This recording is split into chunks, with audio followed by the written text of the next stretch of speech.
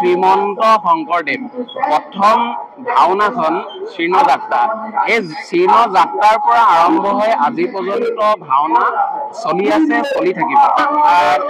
আৰু অলপ ক্লিপ দেখাম আৰু তেখেতলোকৰ লগত অলপ আলোচনা কৰোঁগে। আৰু ইও আহিছে মোৰ বন্ধু। অলপ চোৱা হ'ল নি? অলপ চোৱা হ'ল। একেলগে চোৱা নহ'ব নি? কেনেকুৱা লাগিলে চাই?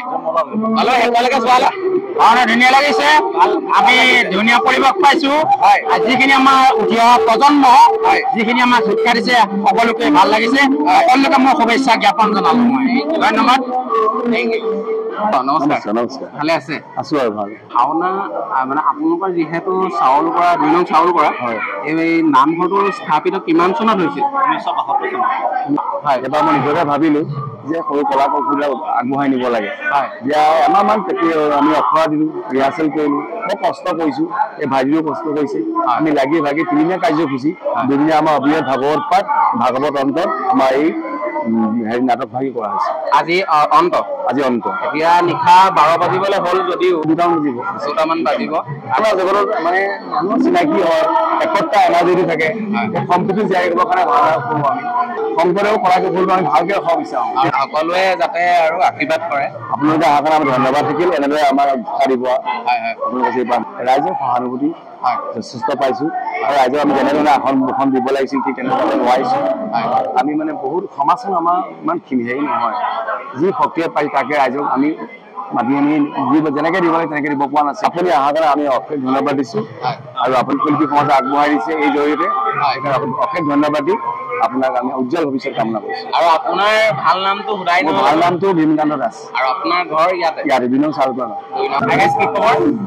মই বৰ্তমান উপস্থিত আছোঁ চাউল কৰা ভাওনা অলপমান আপোনালোকক পৰিৱেশ দেখাম। ইয়াৰ বেক চাইডে মেকআপ কৰি আছে। ভাল লগা এটা পৰিৱেশ আৰু ভাওনা আপোনালোকে সদ্যহতে যাবেই। প্ৰায় 3-4 ঘণ্টীয়া ভাওনা হয় আৰু 3-4 ঘণ্টাও ভাওনা আপোনালোকক দেখাবলৈ অলপ দিগদাৰ হ'ব, মানে ভিডিঅ'টো বহুত দীঘল হৈ যাব। আপোনালোকক ভিতৰৰ পৰিৱেশটো দেখাম, আহক।